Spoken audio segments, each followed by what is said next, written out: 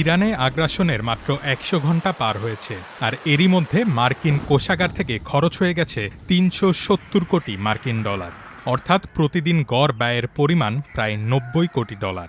Washington ভিত্তিক প্রতিষ্ঠান CSIS এর নতুন এক গবেষণায় উঠে এসেছে এই আকাশচুম্বী ব্যয়ের তথ্য। বিপুল পরিমাণ উন্নত গোলাবারুদ ব্যবহারের কারণেই এই বিশাল খরচ হচ্ছে বলে জানিয়েছেন গবেষকরা। গবেষণায় দেখা গেছে প্রথম ১০০ ঘণ্টায় ব্যবহৃত হয়েছে ২,০০০-এর বেশি গোলাবারুদ।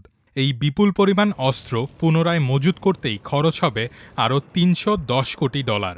সবচেয়ে উদ্বেগের বিষয় হল, মোট ব্যয়ের ৩৫০ কোটি ডলারই ছিল বর্তমান বাজেটের বাইরে।